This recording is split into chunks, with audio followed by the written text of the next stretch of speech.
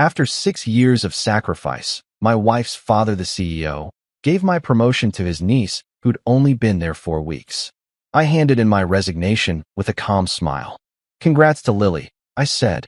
When my father-in-law read my letter, he lost it. "You can't be serious?" he shouted, his face turning red as dash. "You know that feeling when you're watching your entire professional life get flushed down a toilet made of expensive champagne and corporate politeness?" Yeah, that was my Tuesday afternoon. 6 years. 6 entire years of my life spent bleeding into spreadsheets, drowning in presentations, and performing the kind of unpaid overtime that would make labor unions weep into their coffee. 6 years of being the guy who fixed everyone else's disasters, who came in early and left late, who knew the difference between a purchase order and a death wish. 6 years of watching my hairline retreat faster than my dignity, all while my father-in-law, the almighty Gerald Whitman, CEO extraordinaire and master of crushing dreams, stood at the head of our conference room with a glass of champagne raised high like he was about to knight someone for bravery. The fluorescent lights hummed overhead like they were in on the joke, and I sat there in my slightly too tight dress shirt that I'd bought back when I still believed in things like merit and fairness, watching Gerald's face glow with that particular brand of executive smugness that screams, "I'm about to ruin someone's day," and call it a business decision. The entire regional management team was crammed into the conference room, which smelled like expensive cologne, desperation, and those sad little finger sandwiches nobody actually wanted to eat, but everyone pretended were delicious because free food is free food, even when it tastes like corporate disappointment. "Ladies and gentlemen," Gerald announced, his voice booming with the confidence of a man who'd never been told no by anyone other than his cardiologist. "I want to take a moment to recognize exceptional talent. The kind of fresh perspective and innovative thinking that will carry Alden Corp into the future." Oh great, I thought. Here comes the part where he pretends merit matters. I'd heard this speech before, usually right before he promoted someone's golf buddy or hired his neighbor's kid who'd just discovered LinkedIn last week. But this time was different. This time, I'd actually let myself hope. Stupid, I know. Hope in a corporate environment is like bringing a knife to a tank fight. Adorable, but ultimately pointless. Please join me in congratulating my brilliant niece, Lily Whitman, on her appointment as our new Regional Director of Operations. Gerald's grin stretched across his face like he'd just solved world hunger instead of practicing the oldest form of corporate corruption known to man, good old-fashioned nepotism with a champagne chaser. The applause that erupted around me sounded like 1,000 tiny daggers stabbing my ego simultaneously. Everyone clapped like trained seals at SeaWorld, their hands smacking together in that enthusiastic but not too enthusiastic way that corporate drones perfect over years of mandatory team-building exercises. I joined in because I'm not a complete idiot, plastering on a smile that probably looked more like a grimace, the kind of facial expression you make when you're trying really hard not to scream or flip a table or both. My soul, meanwhile, was packing its bags and heading for the exit, mumbling something about finding itself and needing space. For weeks. Lily had been with the company for exactly 4 weeks, which I knew because I'd been the poor sucker assigned to onboard her, to show her where the bathrooms were, to explain that no, we don't have nap time, and yes, you actually have to show up before 10 in the morning. For weeks, during which she'd asked me approximately 700 questions that started with wait, what's, and ended with me questioning my life choices. For weeks versus my 6 years, which in dog years was probably like 42 years, or in corporate years was roughly equivalent to 3 lifetimes of suffering. Meanwhile, I'd aged those 6 years visibly. My hairline had started its retreat around year 3, right after the Henderson account disaster that I'd fixed with nothing but coffee, spite, and a prayer to the Excel gods. I'd gained 15 pounds, lost my enthusiasm for Monday mornings, and developed a nervous twitch in my left eye that showed up whenever someone said the phrase circle back or synergy. But sure, let's give the position to someone whose greatest professional achievement was graduating from a university her uncle donated a building to. I caught sight of Lily across the room, beaming like she'd just won an Oscar for best performance in pretending to have qualifications. She was wearing a designer suit that probably cost more than my monthly car payment, her blonde hair perfect, her confidence unearned and unshakable in that way that only comes from never having been told you're not good enough. I forced myself to make eye contact and raised my glass slightly, my smile so polite it could have been used in a customer service training video. "Congrats, Lily," I said, my voice dripping with so much fake enthusiasm it should have come with a disclaimer. What I really meant was, I hope every piece of technology you own crashes simultaneously and your Wi-Fi password stops working forever. But you can't say that stuff out loud when your father-in-law signs the checks. The crowd around me started dispersing, people avoiding eye contact like I'd just been diagnosed with something contagious. Failure, probably. Or maybe it was chronic competence that didn't come with the right last name. Janet from accounting gave me a sympathetic pat on the shoulder that felt more like a condolence for a death in the family. And Marcus from sales suddenly remembered he had an urgent phone call to make, despite the fact that his phone was visibly not ringing. Nothing says, you just got professionally humiliated, quite like watching your coworkers scatter like roaches when the lights come on. My phone buzzed in my pocket, a welcome distraction from the champagne-soaked nightmare unfolding around me. It was a text from Sabrina, my wife, and, unfortunately, Gerald's daughter, which made family dinners roughly as comfortable as sitting on a cactus. "How's the announcement? Did you get it?" I stared at the screen for a solid 10 seconds, watching those two innocent question marks mock me with their optimistic little dots. My thumbs hovered over the keyboard while I calculated exactly how to phrase, "Your father just publicly chose his niece over his son-in-law despite 6 years of me carrying this company on my back," in a way that wouldn't result in an immediate phone call full of tears and awkward family drama. I settled on, "We'll talk tonight." Those 4 words were married person code for, "I'm currently experiencing an emotional meltdown of epic proportions, but I'm going to keep it together because I'm in public and because I have just enough dignity left to not scream into the void right here in the office. But later, honey, later we're going to have a conversation that involves me staring at the ceiling and questioning every life decision I've ever made while you try to defend your father's indefensible actions, and we both pretend. This is fine." I grabbed one of those sad finger sandwiches on my way out, because if my career was going down in flames, I was at least going to get some free food out of it. It tasted like cucumber and betrayal, which honestly was pretty on-brand for the whole experience. The next morning arrived with all the enthusiasm of a Monday after a 3-day weekend, except it was actually a Wednesday, which somehow made it worse. I'd barely slept, spending most of the night staring at my bedroom ceiling and mentally composing resignation letters that ranged from professionally passive-aggressive to straight-up arson threats. Sabrina had tried her best to console me with that special brand of optimism that only comes from people who've never been publicly humiliated by their own family members in front of 20 colleagues. "Maybe Dad has a bigger plan for you," she'd said, which was adorable in the way that puppies thinking they can catch cars is adorable, sweet, but fundamentally misunderstanding how the world works. I was 3 sips into my morning coffee, which tasted like burnt disappointment mixed with whatever industrial cleaner they used on the office pod, when Lily Whitman strutted into my office like she was walking a runway in Milan instead of navigating the stained carpet of a mid-tier logistics company. She was wearing a designer suit that probably cost more than my car's down payment, all sharp lines and expensive fabric that screamed, "I've never had to check my bank account before making a purchase." Her heels clicked on the floor with the kind of confidence that comes from never having been told you're not qualified for something, and her smile was bright enough to require sunglasses. "Luke," she chirped, her voice hitting that particular pitch that made my eye twitch.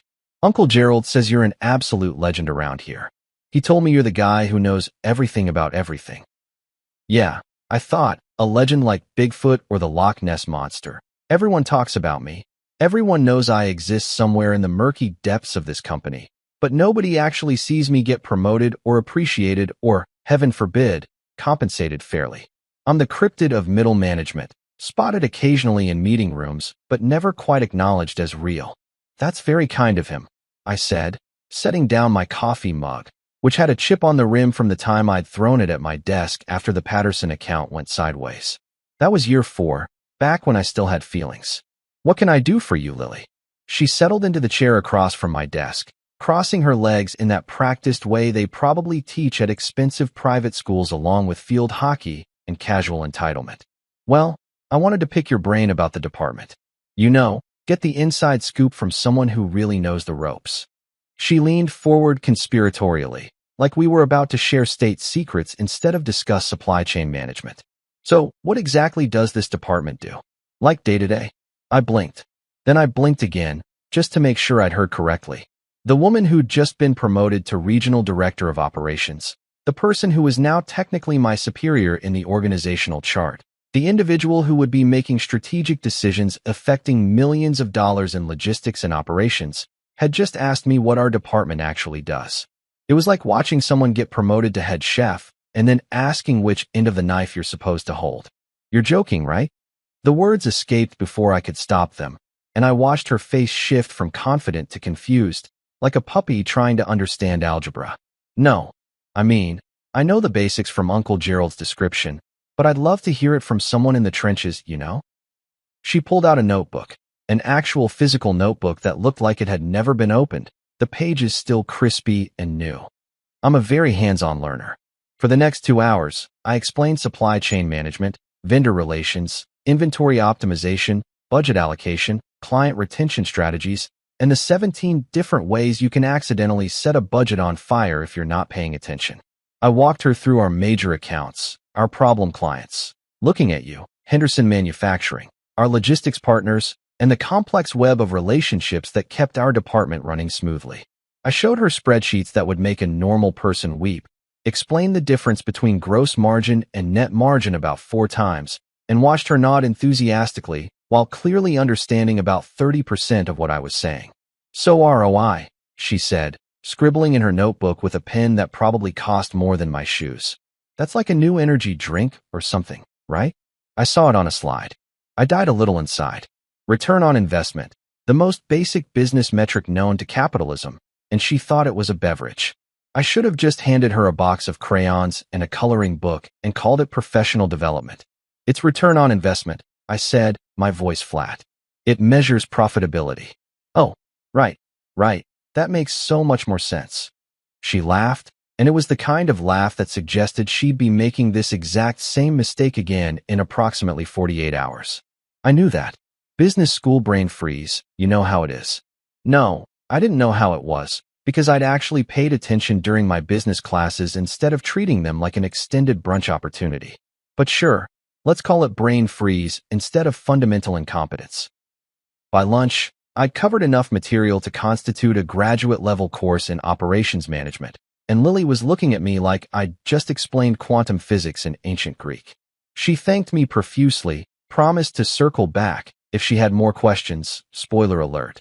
She would, and click-clacked her way out of my office, leaving behind a cloud of expensive perfume and my rapidly deteriorating faith in corporate meritocracy.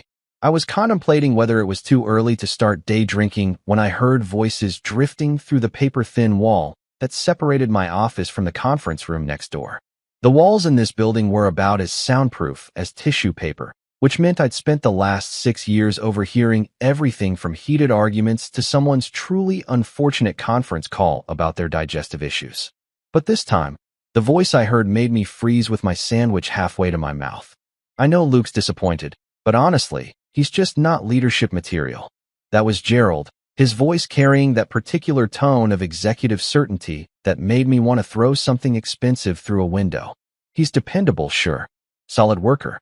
But Lily brings fresh ideas, new perspectives. She's the future of this company. Fresh ideas? The woman who thought ROI was an energy drink? New perspectives? She'd been here for 4 weeks and still couldn't find the bathroom without GPS.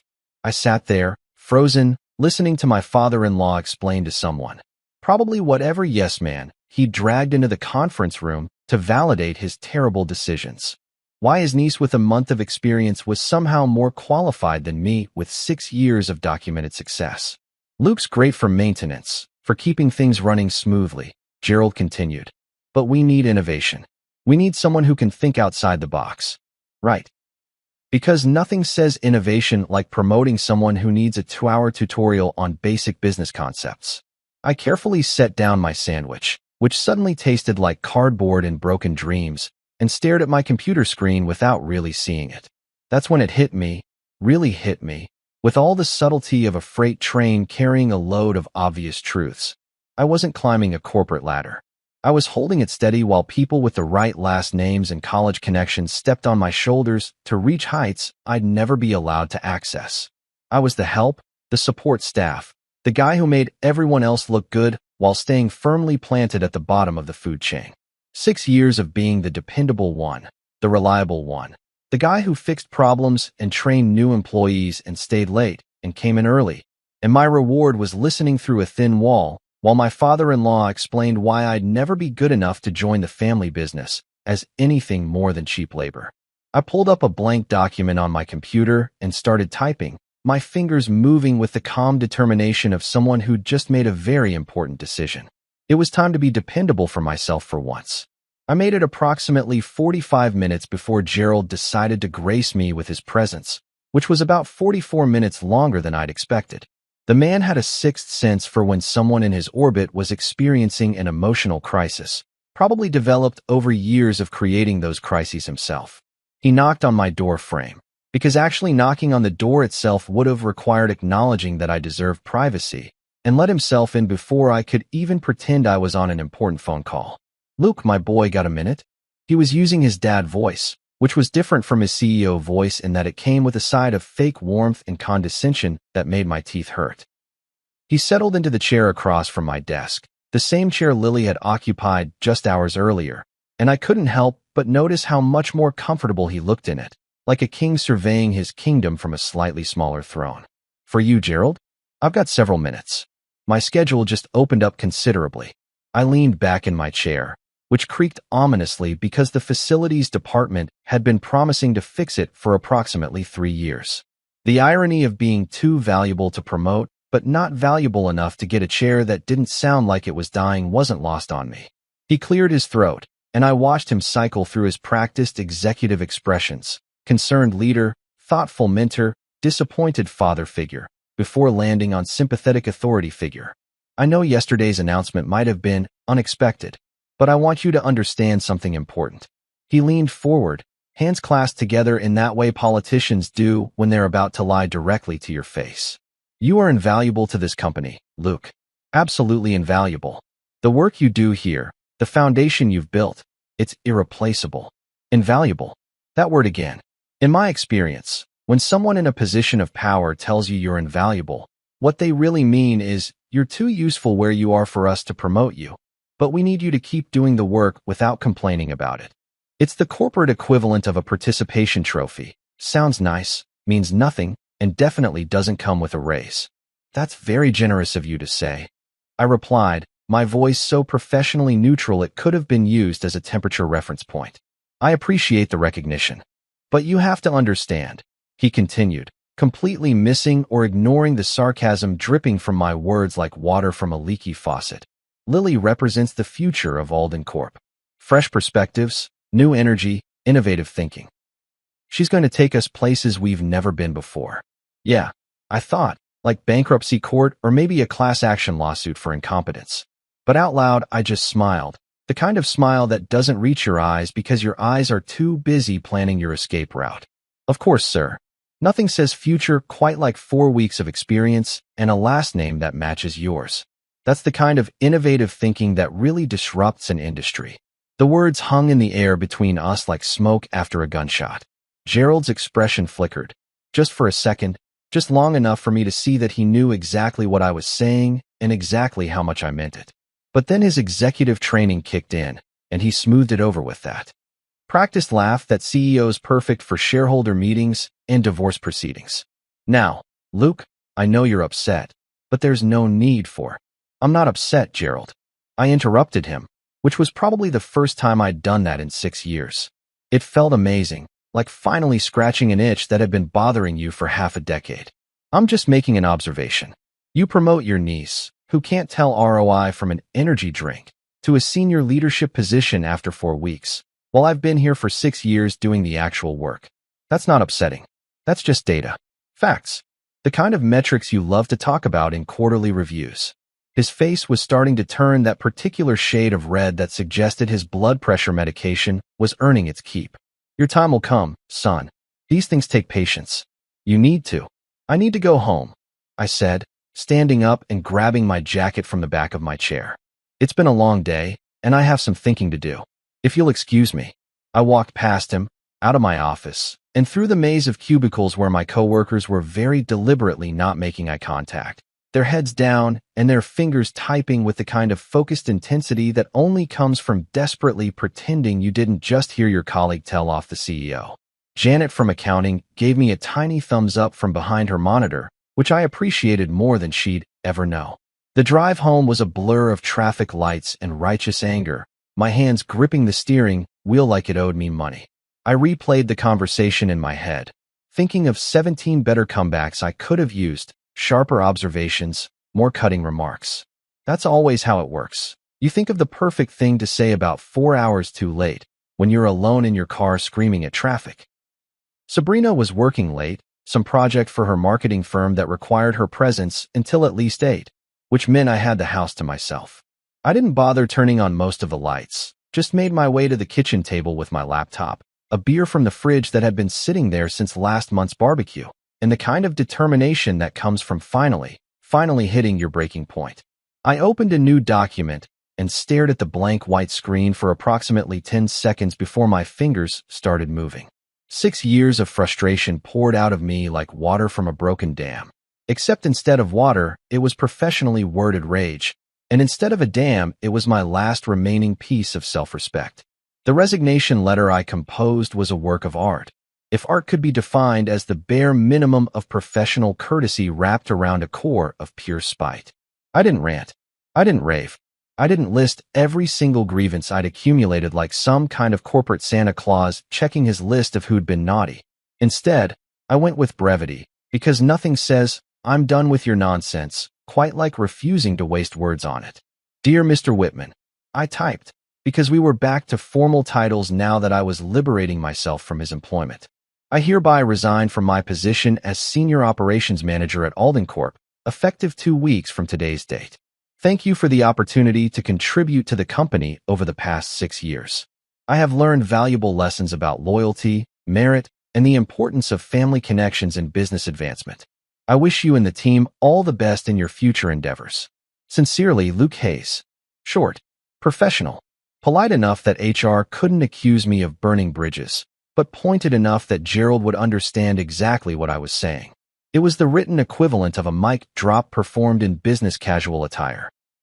I read it over 3 times, checking for typos and making sure I hadn't accidentally included any of the phrases I'd been muttering under my breath for the past 6 years, things like nepotistic nightmare and incompetence factory. Everything looked good, professional, unassailable. The kind of resignation letter that couldn't be argued with because it didn't give them anything to argue about. I printed it on the good paper, because if you're going to quit, you might as well do it with proper stationery, and signed it with my lucky pen, the one I'd gotten as a graduation gift that had survived 6 years of corporate hell without running out of ink. My signature looked confident, decisive, like it belonged to someone who'd just made the best decision of their professional life. I folded the letter into thirds with the kind of precision usually reserved for origami masters or people having nervous breakdowns, slipped it into an envelope, and wrote, Gerald Whitman. Personal, on the front in letters that definitely didn't reveal how good this felt. That night, I slept like a baby who'd just canceled cable, deleted social media, and told their helicopter parents they were moving to Alaska. Deep, dreamless, satisfying sleep. The kind of sleep you can only achieve when you've finally stopped caring about something that's been eating you alive. Tomorrow was going to be interesting. I woke up that morning with the kind of clarity that usually requires either meditation, therapy, or a near-death experience. The sun was streaming through the bedroom window like it was personally congratulating me on my decision, and for the first time in 6 years, I didn't immediately feel that crushing sense of dread that came with knowing I had to go into the office and pretend everything was fine. Today was different. Today, I was walking into Alden Corp with a resignation letter in my briefcase and absolutely zero patience left in my tank. I stood in front of my closet for a solid 5 minutes, surveying my options like a general planning a military campaign. This wasn't just about picking clothes. This was about armor. This was about making a statement. I pushed past the safe gray suit, the boring black one, and the unfortunate brown number that Sabrina kept insisting made me look distinguished, but actually made me look like a depressed librarian. Then I saw it, hanging in the back like it had been waiting for this exact moment. My navy blue suit, the expensive one I'd bought 2 years ago for what I thought was going to be my promotion interview, but turned out to be Gerald explaining why I needed to train his golf buddy's son. I put on that suit like I was suiting up for battle, which I guess I was. The fabric felt crisp, expensive, like confidence you could wear. I paired it with my best white shirt, the one without any coffee stains or signs of defeat, and a red tie, because if I was going down, I was going down looking like I meant business. I checked myself in the mirror and barely recognized the guy staring back at me. He looked determined. Dangerous, even. Like someone who'd finally stopped giving a damn about playing it safe. "You look nice," Sabrina said from the bed, her voice still fuzzy with sleep. "Special meeting today?" "Something like that," I replied, adjusting my tie. "Just want to make a good impression." She smiled, completely oblivious to the fact that her husband was about to detonate a small nuclear bomb in her father's office. I kissed her goodbye and headed out, my briefcase feeling heavier than usual with the weight of my resignation letter inside, like I was carrying a grenade disguised as professional correspondence. The office felt different when I walked in at exactly 8:30, which was late by my usual standards, but perfectly timed for maximum visibility. People were at their desks, coffee mugs in hand, getting ready for another day of corporate monotony. But today, I wasn't one of them. Today, I was a man with a plan and a really nice suit. "Luke, you clean up nice," Marcus from sales called out as I walked past his cubicle. "Hot date with a spreadsheet." "Something better," I said, not breaking stride. "Freedom." He laughed, thinking I was joking. I wasn't. Janet from accounting did a literal double take when she saw me, her eyes going wide like she'd just spotted Bigfoot walking through the office. "Okay, who are you and what have you done with Luke Hayes? You look like you're about to either close a major deal or commit a felony. Why not both?" I shot back, and her laugh followed me down the hallway. I could feel people watching me as I made my way toward Gerald's corner office, the one with the big windows and the view of the parking lot that was supposed to symbolize success, but really just meant you got to watch everyone else leave at 5 while you stayed until 8. His door was open. It usually was, his way of pretending he had an open-door policy, while simultaneously being completely unapproachable, and I could see him sitting at his massive desk, probably doing whatever CEOs do first thing in the morning. Practicing their golf swing mentally, maybe, or calculating how many people's dreams they could crush before lunch. I didn't knock. Knocking would have implied I needed permission, and I was fresh out of asking for permission. I walked right in, pulled the envelope from my briefcase with the kind of dramatic flair usually reserved for process servers and people delivering singing telegrams, and placed it directly in the center of his desk, right on top of whatever he'd been reading. "Morning, Gerald," I said, my voice calm and level, like I was discussing the weather instead of dropping a career bomb. "Got something for you." He looked up from his computer, confused at first, then mildly annoyed at the interruption, then curious as he picked up the envelope. I watched his face as he opened it, as his eyes scanned the words I'd so carefully crafted the night before. It was like watching time-lapse footage of a balloon deflating, except the balloon was his ego and the air was his assumption that I'd just keep taking whatever he dished out. His face went through several shades of red in rapid succession, pink, rose, crimson, and finally settling on a deep burgundy that suggested his blood pressure was doing things his doctor would definitely not approve of. He looked like a printer that had just encountered a catastrophic paper jam, all flashing warning lights, and imminent malfunction. "You can't be serious." It wasn't a question. It was a statement delivered with the kind of disbelief usually reserved for finding out the earth is flat or that your favorite restaurant has closed permanently. "Oh, I'm serious, Gerald. Deadly serious. Like an accountant at tax time. Like a bouncer at a Vegas nightclub. Like my career prospects at this company." I crossed my arms and leaned against his doorframe, the picture of casual defiance. 2 weeks' notice, just like the employee handbook requires. I'm a professional, after all. He stood up so fast his chair rolled backward and hit the window with a soft thud. "Luke, let's talk about this. You're upset. I understand that. But we can work something out. You're valuable to this organization." "Invaluable," I believe you said. "Yesterday, through that paper-thin wall that separates my office from the conference room. Right before you explained how I'm not leadership material and Lily is the future of the company." I kept my voice level, professional, but I could see the words hit him like bullets. Funny how being invaluable never seems to translate into being promotable. His expression shifted from shocked to desperate, which would have been satisfying if it wasn't also kind of pathetic. What do you want? A raise? I can authorize a 15% increase, effective immediately. Hell, make it 20%. And a new title. How about Senior Director of Operations Excellence? You mean the title you just gave to your niece, except with excellence tacked on the end to make me feel special? No thanks. I'm not interested in made-up positions created to keep me quiet. Luke, be reasonable. I've been reasonable for 6 years, Gerald. I've been so reasonable I could teach a college course on it. I've been reasonable through every past promotion, every instance of watching less qualified people climb over me because they had the right connections, every time I fixed someone else's mess without credit. I'm done being reasonable. Reasonable doesn't pay my bills or validate my contributions. Reasonable just makes me your favorite doormat. By now, we'd attracted an audience. I could see people hovering in the hallway, pretending to walk past Gerald's office very slowly while obviously eavesdropping. Janet wasn't even pretending anymore. She was just standing there with her coffee mug raised halfway to her mouth, frozen like someone had hit pause on a remote control. Even Deborah from HR had materialized, her face a mask of professional concern mixed with barely concealed interest in the drama unfolding. What about family? Gerald played his trump card, his voice dropping to that serious tone that was supposed to make me feel guilty. You're married to my daughter. We're family, Luke. Family doesn't just walk away. And there it was.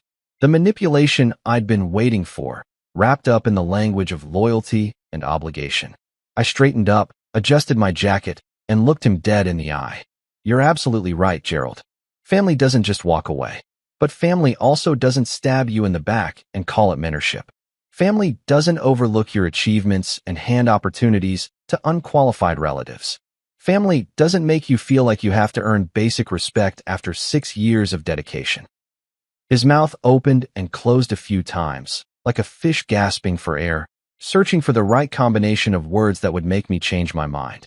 Luke, please. We can fix this. Give me a chance to make this right. Think about what you're throwing away. I'm not throwing anything away, Gerald. I'm taking it back. My time, my dignity, my professional future. All the things I let you borrow for 6 years thinking it would eventually matter. Turns out it doesn't matter unless your last name is Whitman. I turned to leave, and his voice followed me, slightly desperate now, the CEO facade cracking like cheap paint. Luke, don't do this. We need you. The Henderson account, the Patterson deal, the entire supply chain restructuring. Lily can't handle all that. I paused at the doorway, turned back with a smile that was probably too satisfied to be professional, and delivered my exit line. Don't worry about it, Gerald.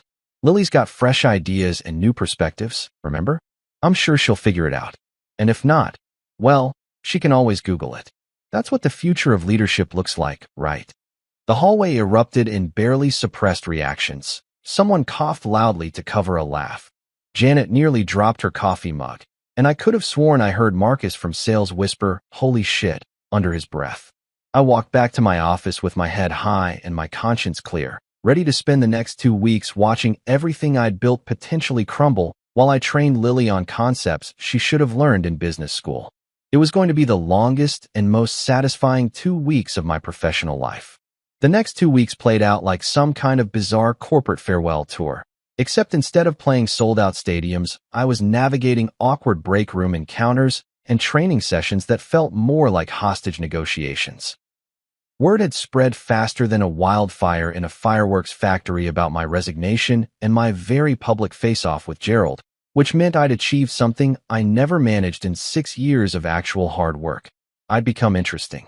Suddenly, people who'd barely acknowledged my existence were stopping by my office like it was a tourist attraction. Hey Luke, heard you're leaving. They'd say, wearing that peculiar expression that's half sympathy and half relief that they weren't the ones brave enough or stupid enough. The jury was still out on which, to tell the CEO exactly where he could shove his nepotism. It was the same look you give someone at a funeral when you're not quite sure if you should offer condolences or congratulations. So you just awkwardly hover and hope the moment passes quickly. Marcus from sales brought me a coffee on day 3, which was significant because Marcus had never brought anyone coffee in the history of ever. You're a legend, man, he said, setting the cup down on my desk like it was a peace offering to an angry god. That thing you said about Lily Googling her job responsibilities? Chef's kiss.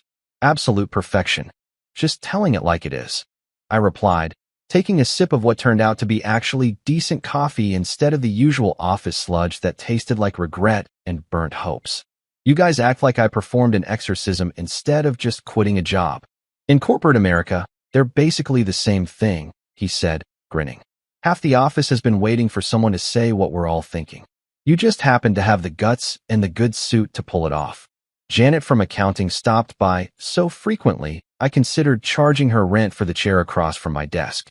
She'd bring her lunch, settle in like she was attending a one-woman show, and pepper me with questions about my plans while simultaneously filling me in on the office gossip that I'd somehow become the center of. Deborah from HR is having a field day with this, she informed me on day 5, munching on a sad-looking salad that appeared to be mostly iceberg lettuce and disappointment. She's never seen someone resign quite so dramatically. She keeps using the word unprecedented, which I think is HR speak for, that was awesome, but I'm legally required to pretend it wasn't. I live to bring unprecedented moments to Deborah's life, I said, not looking up from my computer where I was documenting every single process and procedure I'd developed over 6 years. If this place was going to burn down without me, I wanted it on record that I tried to prevent it. Call it professional courtesy or call it covering my ass. Either way, I was creating the most detailed training manual in the history of operations management. The training sessions with Lily were their own special kind of torture, like teaching quantum physics to someone who just discovered addition last week. She'd show up to my office every morning at 10:30, because apparently the concept of getting to work before 10 remained as foreign to her as actual job competence.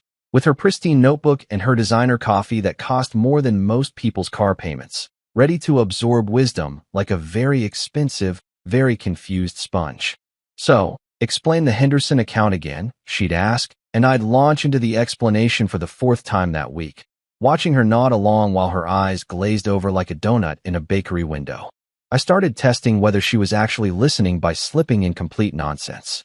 And then we coordinate with our vendor on Mars to ensure the lunar shipments arrive by Thursday, I'd say, and she'd nod enthusiastically and write it down, which honestly explained a lot about her academic career. By the end of week 1, I'd handed over my files organized with the kind of meticulous care usually reserved for archaeological digs or crime scene investigations. Every client interaction, every vendor contact, every budget spreadsheet, every disaster I'd averted, all of it labeled, categorized, and color-coded because I'm that kind of professional, even when I'm rage-quitting.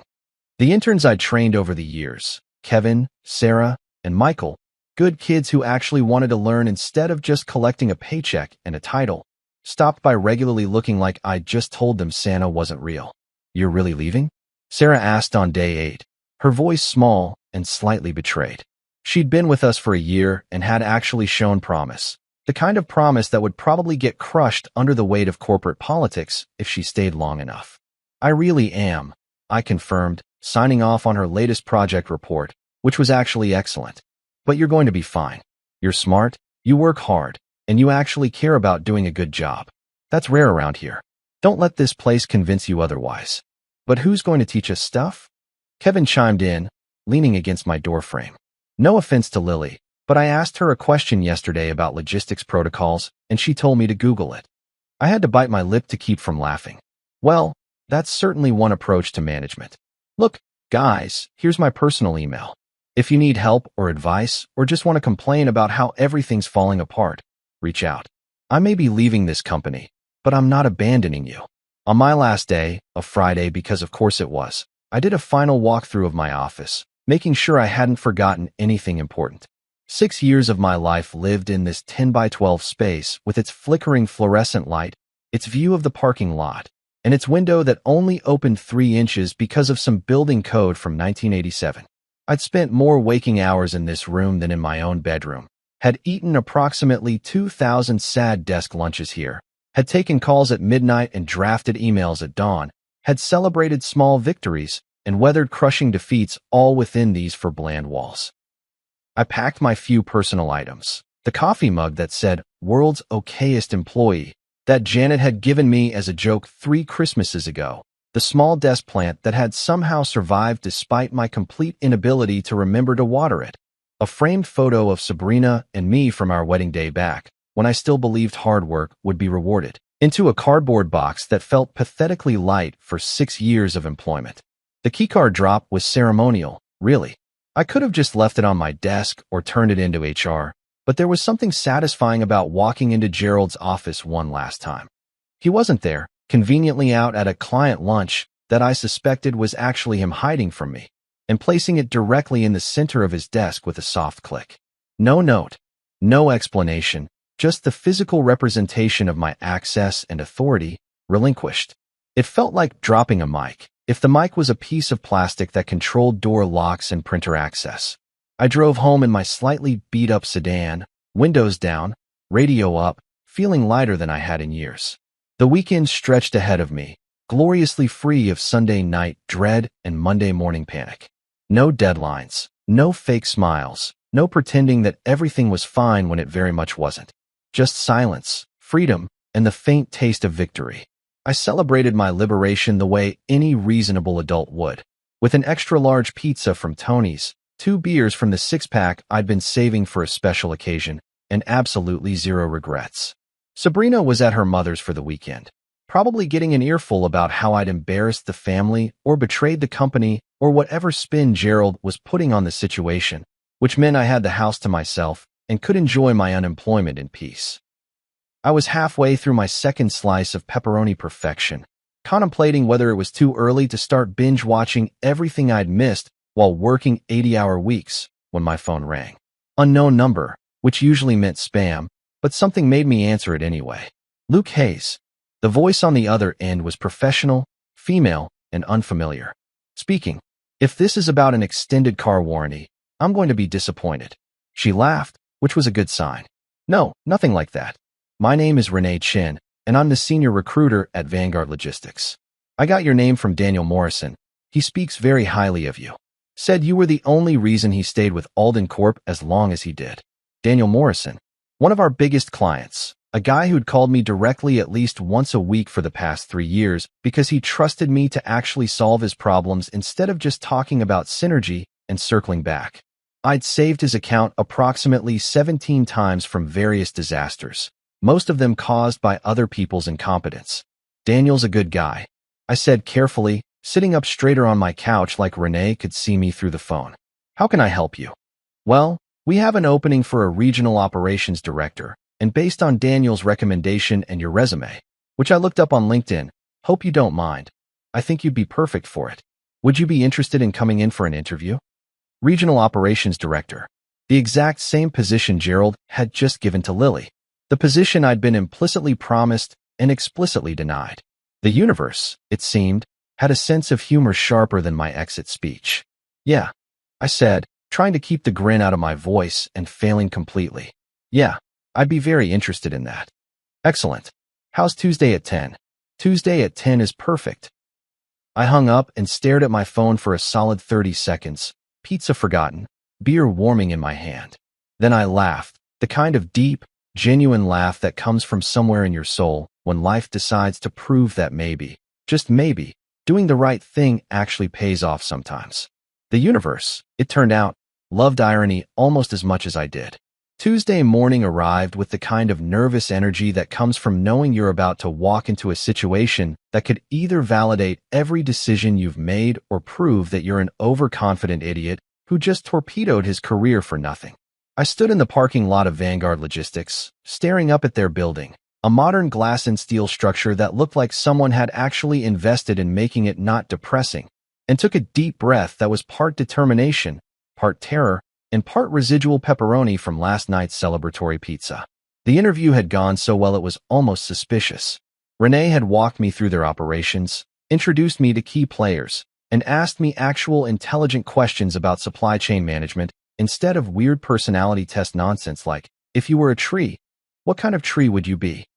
I'd met Marcus Hale, the CEO, who'd greeted me with a firm handshake and eye contact instead of the usual executive power play of making you wait 20 minutes to establish dominance. He'd asked about my experience, listened to my answers like they mattered, and hadn't once mentioned golf or his nephew, who just graduated with a liberal arts degree. By the end of that interview, they'd offered me the position, Regional Operations Director, the exact title Gerald had deemed me unworthy of, with a salary that made my eyes water in the good way. I'd accepted on the spot, probably a little too enthusiastically based on Renee's amused expression, and here I was, first day of my new life, wearing my Navy suit again because it had brought me good luck last time. Walking through the front doors of Vanguard felt like entering a parallel universe where someone had fixed all the glitches in the corporate matrix. The lobby was bright, modern, and smelled like actual fresh coffee instead of desperation and industrial cleaner. There was art on the walls, real art, not motivational posters with eagles and inspirational quotes about teamwork. The receptionist, whose name tag read Michelle, looked up from her desk and smiled at me like she was genuinely happy to see another human being instead of mentally calculating how soon she could go home. "You must be Luke Hayes. Welcome to Vanguard." Her enthusiasm seemed authentic, which was disorienting. "Let me get Sarah for you. She's so excited you're here." At Alden Corp, my first day had involved waiting in the lobby for 45 minutes because someone forgot to tell security I was starting, followed by a tedious orientation that mostly consisted of someone reading the employee handbook out loud like we were in kindergarten. Here, Sarah Lopez appeared within 3 minutes, walking toward me with an actual smile and an outstretched hand. "Luke, great to see you again." Sarah was in her 40s, sharp-eyed and energetic in that way that suggested she actually enjoyed her job instead of just tolerating it for health insurance. She was the VP of operations, technically my boss, and she'd interviewed me with the kind of competence that made me hopeful this place might actually function properly. "Ready for the grand tour?" "Absolutely," I said, shaking her hand and feeling some of the tension leave my shoulders. This was good. This felt right. The office space was open, but not in that dystopian. We removed all walls to promote collaboration, but really it's just so management can watch you weigh. People had actual space to work. The lighting didn't make you want to confess to crimes you didn't commit. And I could hear the faint sound of music playing somewhere, which would have resulted in a written warning at Alden Corp for creating a distraction. "So this is your office," Sarah said, opening a door to a space that was roughly twice the size of my old one, with a window that actually had a view of something other than a parking lot. In this case, a small courtyard with trees and benches where people were apparently allowed to sit during the day without being judged for not working hard enough. I know it's not huge, but we believe in giving our directors space to think. Also, the chair's new. We ordered it last week specifically for you. I sat down in the chair experimentally. It didn't creak. It didn't feel like it was going to collapse under the weight of my failures. It was comfortable, supportive, and probably cost more than 3 months of coffee at my old job. "This is perfect," I said, and meant it. "Great. So let me introduce you to your team." Sarah led me out into the operations area where about 15 people were working at their desks, and here's where things got really weird. They looked happy. Not fake happy. Not, "I'm pretending to be happy because my boss is watching" happy, but genuinely content to be doing their jobs. "Everyone, this is Luke Hayes, our new Regional Operations Director." "Luke, this is everyone."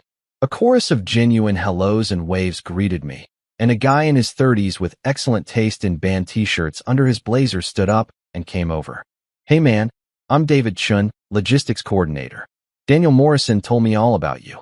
Said you once saved a shipment by personally driving it to Cincinnati at 3 in the morning." "That's true," I admitted. "Though I don't recommend it. Cincinnati at 3 a.m. is a haunting experience." People laughed. Actually laughed. Not the polite corporate chuckle that sounds like someone clearing their throat. This was going to take some getting used to. The coffee situation alone was worth the job change. There was an actual espresso machine in the break room, the kind you'd find in a decent cafe, and someone had labeled it Employee Morale Generator with a label maker, which suggested this place had a sense of humor. Next to it was a basket of actually fresh pastries, not the sad, stale ones that appear at corporate meetings like artifacts from an ancient civilization, and real milk, real sugar, and like 6 different flavor options that didn't taste like chemicals pretending to be vanilla. "The coffee machine works," I said to Sarah, probably sounding more amazed than the situation warranted. "Every day," she confirmed.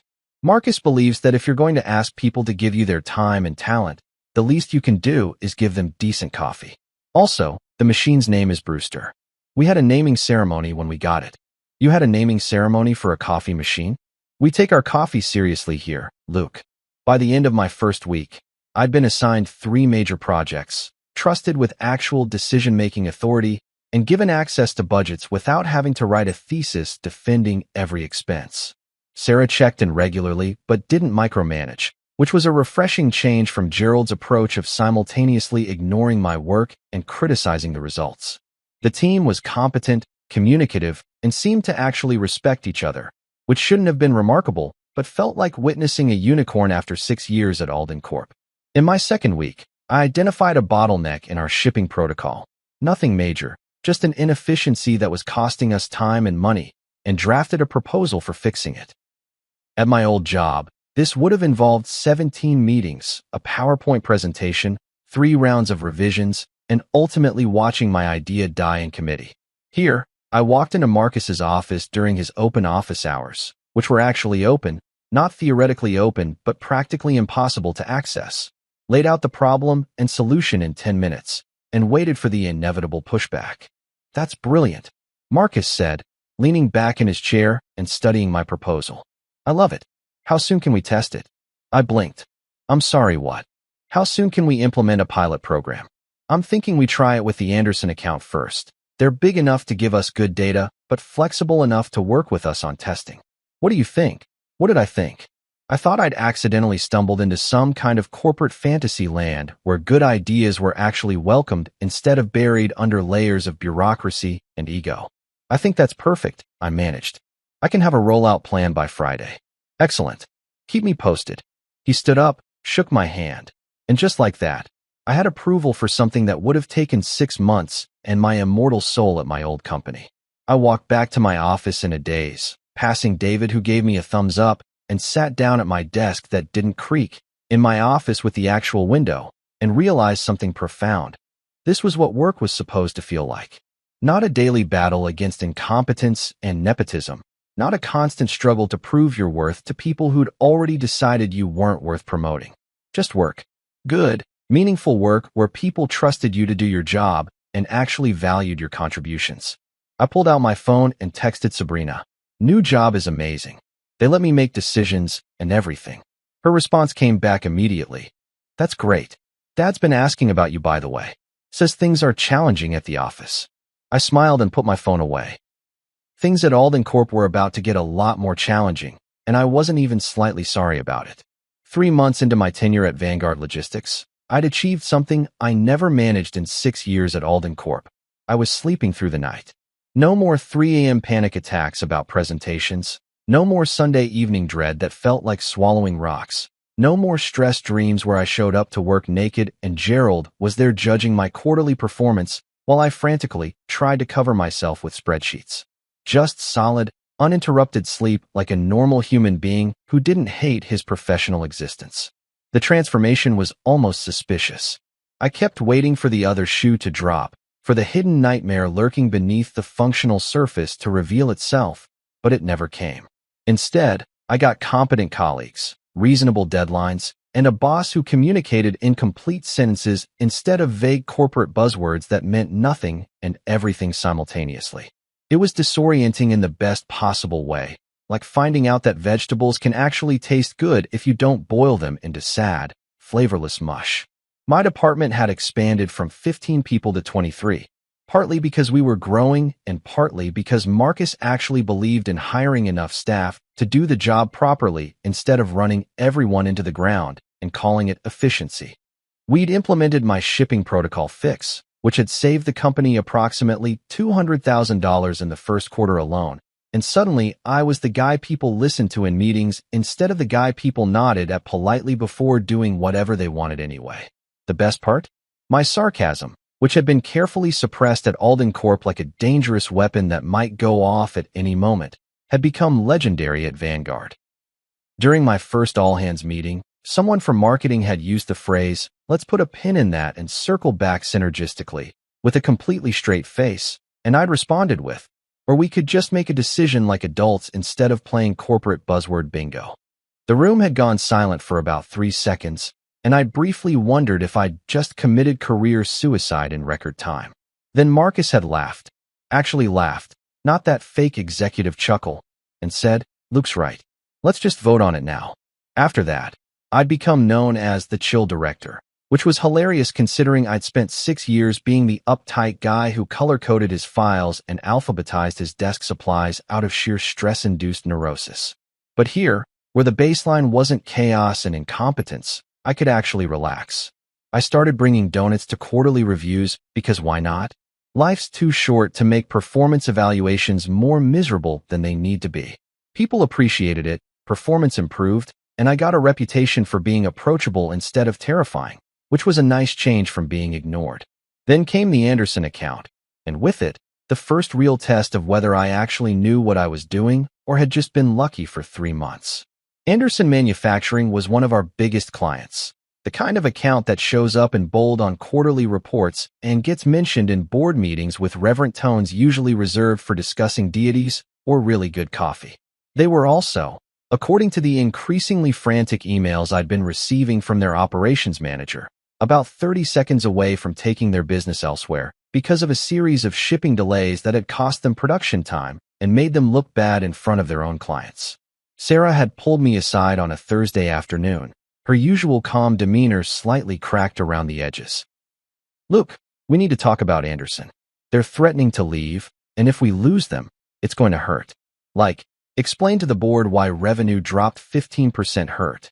How bad is it?"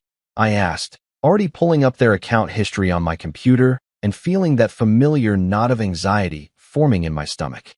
Some things, apparently, transcended job changes. Bad enough that Richard Anderson himself wants a meeting. Tomorrow, 10 a.m. He's bringing his entire operations team, and he specifically requested you be there because apparently you're the only person he hasn't already yelled at. She paused. "No pressure, but if you can save this account. You're getting a raise and possibly a statue in the lobby. I'll settle for the raise and maybe better parking," I said, which made her smile despite the impending disaster.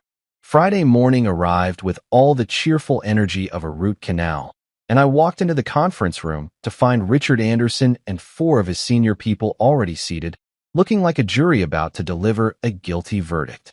Richard was in his 60s, built like a linebacker who'd retired but still hit the gym, and had the kind of intense stare that made you want to check if you'd accidentally committed a crime without realizing it.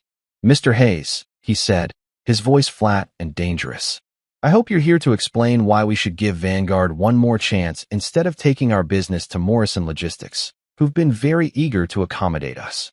I sat down, looked at the 4 serious faces staring me down, and made a decision that was either brilliant or career-ending. "Mr. Anderson, I could blow smoke up your ass for the next hour with corporate apologies and vague promises about improved processes, but honestly, we screwed up. Multiple times. Our shipping coordinator was overwhelmed, our backup systems failed, and we didn't communicate the delays quickly enough. It was unprofessional, it cost you money, and you have every right to be furious." The room went so quiet you could hear the air conditioning humming. Sarah, sitting next to me, looked like she was mentally updating her resume. Marcus, on my other side, had frozen mid-sip of his coffee. Then Richard Anderson did something unexpected. He laughed. Not a polite chuckle, but a real, genuine laugh that seemed to surprise him as much as it surprised us. "Well, that's the first honest thing anyone said to me in 2 weeks. Morrison's been promising me the moon and stars without acknowledging that I have legitimate complaints. Your competitors have been telling me I'm overreacting. And my own team has been tiptoeing around me like I'm going to explode." He leaned forward, his expression shifting from angry to interested. "So what are you going to do about it?" "Fix it," I said simply. "Not eventually. Not after 17 meetings and a strategic planning session. Now, we're assigning a dedicated account manager to Anderson Manufacturing, David Chun, who's brilliant and actually returns emails within the hour instead of 3 business days later. We're implementing real-time tracking on all your shipments with direct notifications to your operations manager. And we're building in buffer time on deliveries so that when, not if, because logistics is unpredictable, something goes wrong, we have room to fix it without impacting your production schedule." "And if you screw up again?" one of his team members asked, a woman with sharp eyes and a sharper tone. Then we eat the cost, I said, which made Sarah's eyes widen slightly because I definitely hadn't cleared that with anyone before saying it. Too late now. We build penalty clauses into the contract. Every late delivery without a valid, documented reason, we credit your account. We put our money where our mouth is, and you get compensation for our failures instead of just apologies. Richard studied me for a long moment, and I could practically see the calculations happening behind his eyes. 35% increase on the contract value, he said finally. I'm sorry, what? I wasn't sure I'd heard correctly. If you're going to fix this, we're going to expand our business with you. 35% increase, implemented over the next quarter. But, he pointed at me with the kind of emphasis usually reserved for important declarations or threats. You personally handle our account. I don't want some junior person who's going to panic the first time a truck breaks down. I want you. I looked at Marcus, who nodded slightly, then at Sarah, who was trying not to smile, then back at Richard. Deal, I said, standing up and shaking his hand, which felt like grasping a mechanical vice. You won't regret this. I better not, Hayes. Morrison's still one phone call away. The meeting wrapped up with actual smiles instead of thinly veiled threats, and as soon as the Anderson team left, Sarah grabbed my shoulder.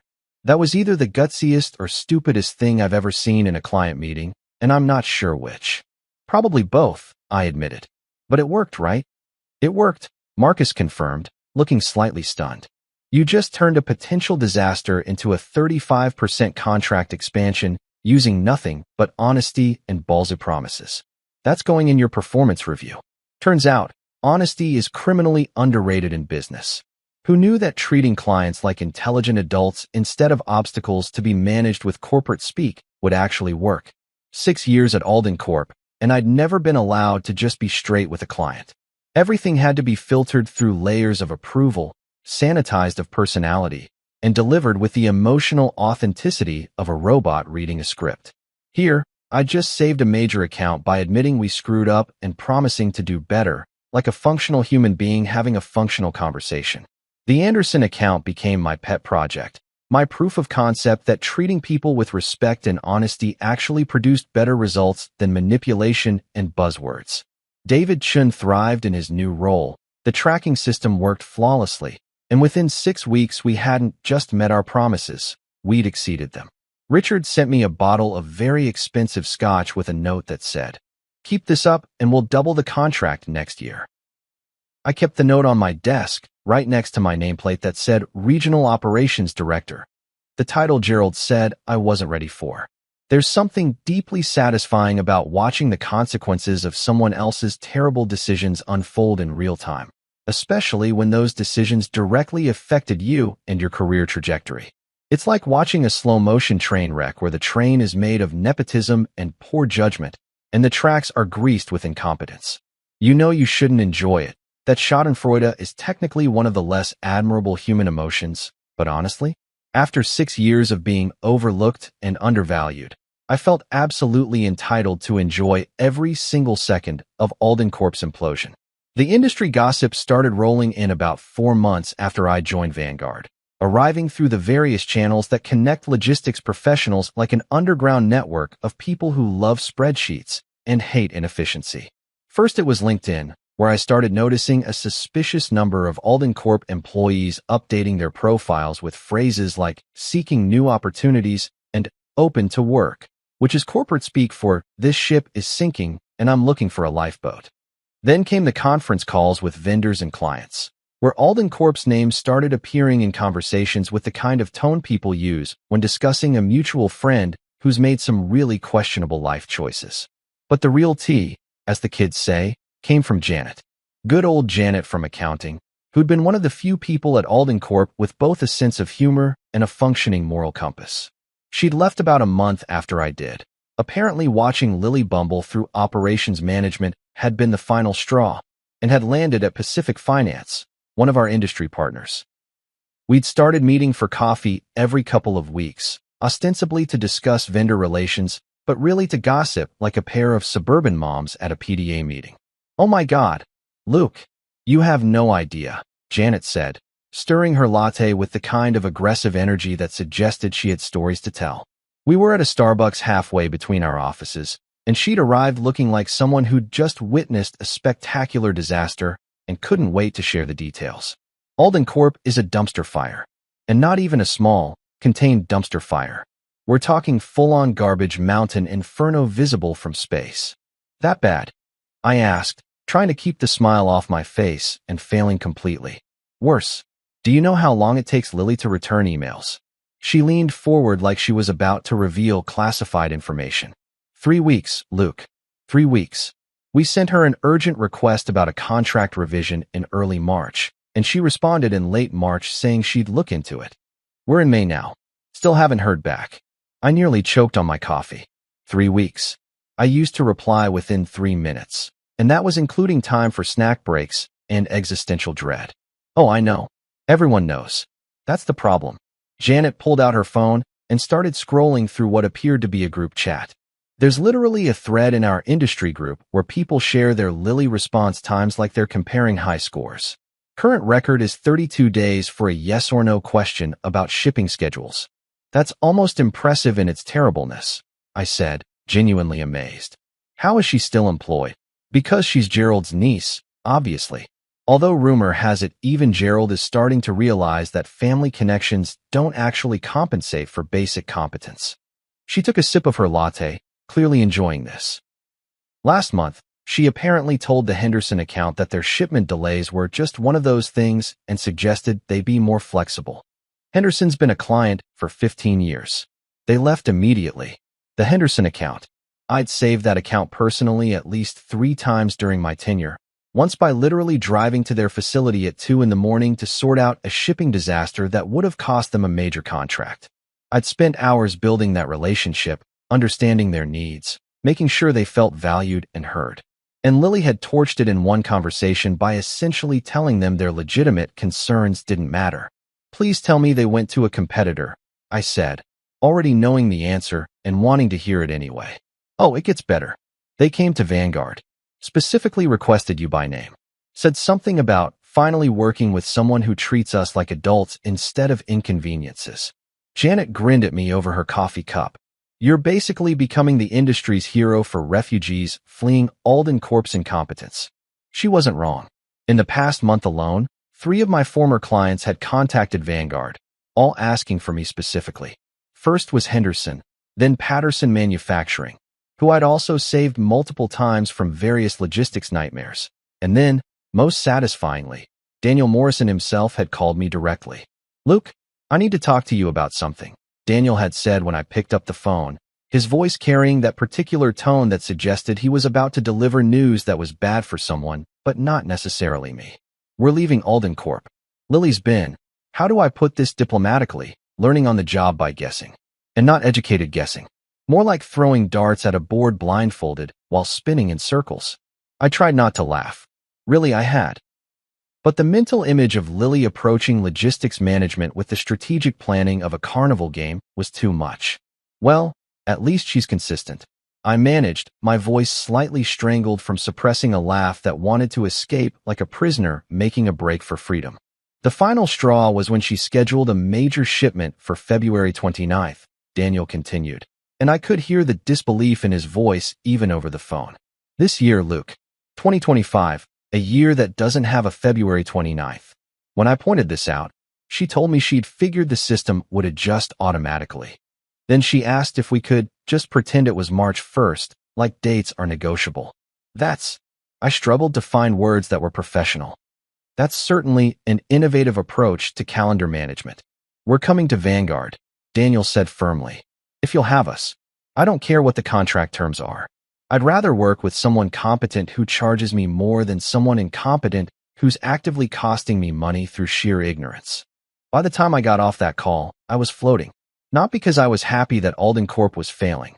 Okay, maybe a little bit because of that, but because it proved something I'd suspected all along. Good work matters. Relationships matter. Treating people with respect and actually knowing how to do your job matters. All the things Gerald had dismissed as maintenance work were actually the foundation of successful business relationships, and without them, everything crumbled faster than a sandcastle at high tide. The office gossip mill was working overtime with updates about Alden Corp's decline. Through various industry contacts, vendor networks, and the surprisingly active logistics professionals' LinkedIn community, I heard stories that would have been funny if they weren't so catastrophically mismanaged.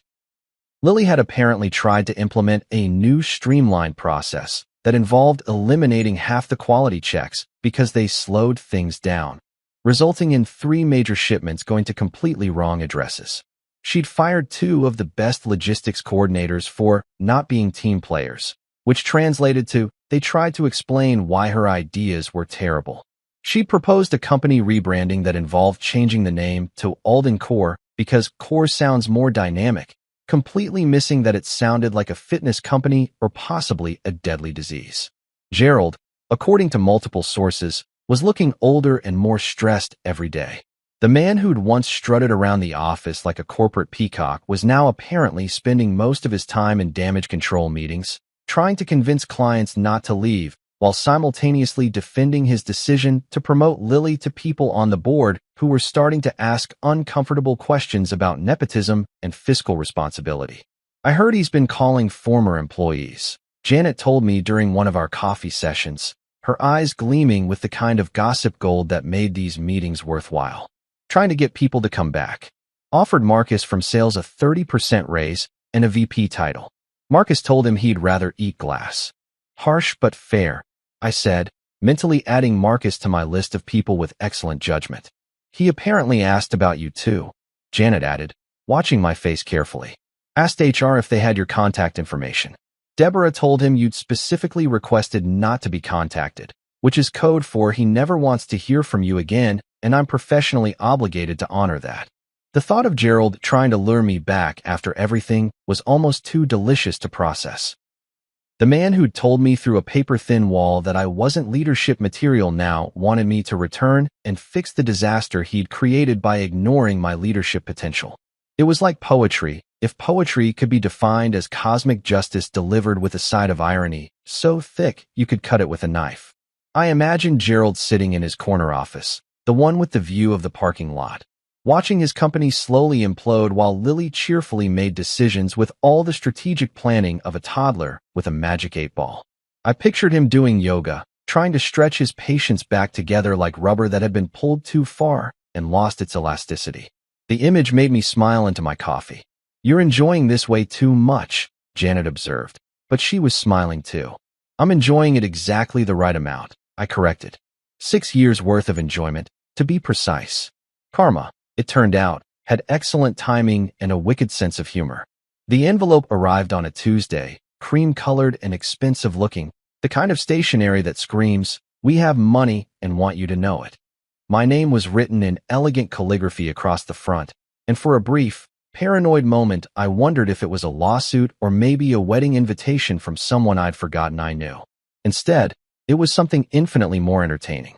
Gerald Whitman and the Alden Corp family cordially invite you to the annual Alden Corp Awards Gala. I read aloud, holding the invitation like it might spontaneously combust. Celebrating excellence, innovation, and leadership. Sabrina looked up from her laptop, her expression shifting from curious to concerned in about half a second. You're not actually thinking about going, are you? After everything that happened? After what Dad did to you? Oh, I'm absolutely going, I said, setting the invitation down on our kitchen counter with the kind of reverence usually reserved for holy artifacts or really good pizza coupons. I wouldn't miss this for anything. This is going to be better than cable. Luke, that's a terrible idea. It's just going to be awkward, and Dad's going to try to make some big gesture, and Lily will probably be there acting like nothing happened. Exactly, I interrupted, grinning like the Cheshire Cat if the Cheshire Cat held grudges and understood corporate politics. I need to see what Karma wears to formal events. Does it prefer a tux, or maybe just shows up in casual Friday attire? These are important questions, Sabrina. She gave me that look wives give their husbands when they're pretty sure their spouse has lost their mind, but also kind of want to see how this plays out. You're impossible. I'm employed, successful, and finally appreciated. That makes me possible. Very, very possible. I picked up the invitation again, studying the date. Besides, I have that new charcoal suit I bought last month. It's sitting in the closet just begging for an opportunity to make your father uncomfortable. The night of the gala, I dressed like I was preparing for war, except the weapons were tailored fabric and confident stride instead of actual armaments. The charcoal suit fit perfectly, making me look like I'd stepped out of a magazine spread titled People Who Made Better Life Choices. I paired it with a crisp white shirt and a silver tie that Sabrina insisted made me look annoyingly handsome, which I took as a compliment. Walking into the venue felt like returning to the scene of a crime, except I was the one who'd gotten away and everyone else was still serving time. The hotel ballroom was decorated with the kind of over-the-top elegance that suggested someone had a budget and no taste, all gold accents and crystal chandeliers that probably cost more than most people's cars. The whispers started immediately. I could feel eyes on me as I walked in, could hear the hushed conversations that stopped mid-sentence when I passed. Gerald spotted me from across the room, and I watched his face go through several expressions in rapid succession: surprise, discomfort, forced politeness, and finally settling on something that looked like he'd just bitten into a lemon while someone photographed him doing it.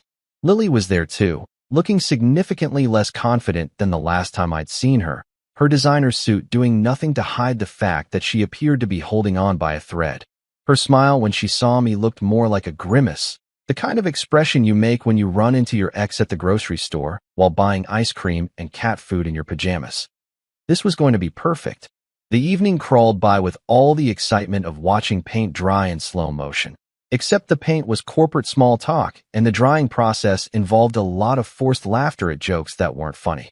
I made my way through the crowd like a shark in a very expensive suit, shaking hands with former coworkers who looked at me with a mixture of envy and respect, the kind of look people give lottery winners or someone who successfully quit their job without having a backup plan and somehow didn't end up living in their parents' basement.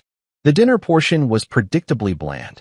Chicken that tasted like it had given up on life, vegetables that had been steamed into submission, and a dessert that was trying really hard to be fancy, but just ended up being confusing.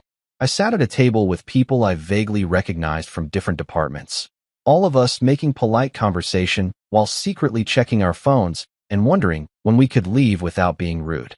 Then came the awards portion of the evening, and I settled back in my chair, ready to watch Gerald hand out participation trophies to people who'd successfully shown up to work for another year.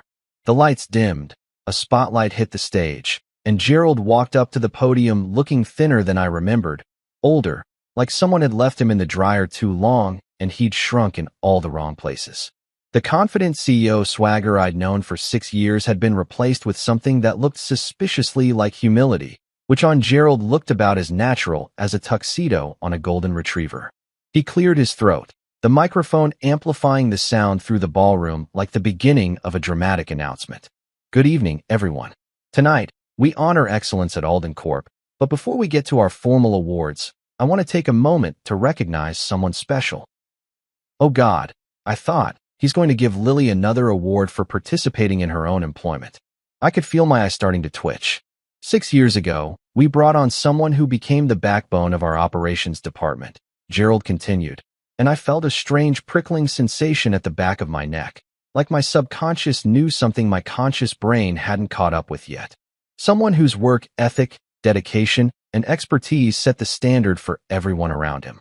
His contributions to this company are still being felt today, in the systems he built, the relationships he fostered, and the example he set. The room had gone quiet, that particular kind of silence that happens when people realize something significant is about to occur and nobody wants to miss it by coughing or rustling their napkin.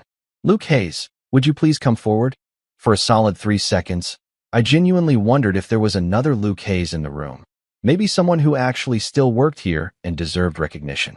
But then I saw Janet at a nearby table giving me a get up there gesture that looked like she was directing traffic, and Sabrina was staring at me with wide eyes, and the entire ballroom was turning to look at my table. I stood up, straightened my jacket, and walked toward the stage with the kind of calm that comes from genuinely not caring what happens next, because you've already won just by leaving. Gerald was holding a glass award that caught the light and probably cost more than he'd ever given me in raises, and his hand was shaking slightly when I reached him. "We're proud of you, son," he muttered, so quietly only I could hear, and there was something in his voice that might have been genuine regret if I'd cared enough to analyze it. But I didn't. I really, truly didn't. I took the award, felt its weight in my hands, and turned to face the microphone. The audience looked back at me, a sea of faces ranging from curious to uncomfortable to openly amused, because apparently word had spread about exactly how I'd left, and people were expecting a show. I smiled into the mic, the kind of smile that probably should have come with a warning label. Thanks, Gerald. Working at Alden Corp taught me 3 incredibly important lessons that I'll carry with me for the rest of my career. I paused for effect, watching the room lean forward slightly. First, loyalty without respect is just unpaid labor with extra steps. Second, nepotism is not a viable growth strategy, no matter how many MBAs try to rebrand it as leveraging family synergies. And third, never, ever underestimate a man who knows both Excel formulas and the precise recipe for professional revenge. The room erupted. Half the audience was laughing openly, genuine, surprised laughter that suggested they'd been waiting years for someone to say this out loud. The other half was coughing awkwardly, choking on their wine, or staring at the tablecloths like they contained the secrets of the universe. Even the catering staff had stopped clearing plates to watch, and I swear I saw one of them start a slow clap before his supervisor shut him down with a look. Gerald's face had gone through several shades of red and was now settling on a purplish hue that suggested his cardiologist was going to have words with him later. Lily looked like she wanted the floor to open up and swallow her whole, which was unfortunate because these hotel ballrooms are built on concrete, and that just wasn't going to happen. I raised the glass award slightly in a mock toast, turned, and walked off the stage with my head high and my conscience clear. Afterward, Gerald tried one last time.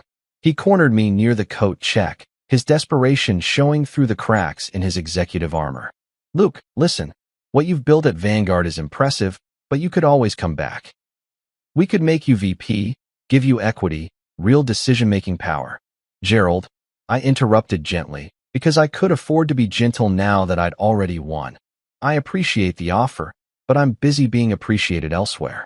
Turns out when you treat people with respect and value their contributions, they tend to stick around. You should try it sometime. That night, Sabrina and I drove home in comfortable silence. She'd been mortified, proud, and entertained in roughly equal measures, which I considered a successful emotional trifecta. So, she said as we pulled into our driveway, how does it feel? Perfect, I said, meaning it completely. Absolutely perfect. The award now sits on my office shelf at Vanguard, right next to a framed coffee mug that Sabrina bought me as a joke. It says World's Most Overlooked Employee with a line crossed through overlooked and appreciated written above it in marker. Because really, sometimes the sweetest revenge isn't elaborate or complicated. Sometimes it's just living well, working somewhere that values you, and getting the last laugh while wearing a really good suit. And maybe, just maybe, delivering that laugh directly into a microphone at your former employer's award ceremony, while your father-in-law watches his mistakes catch up with him in real time. Karma doesn't always wear a tux to formal events, but when it does, it looks damn good.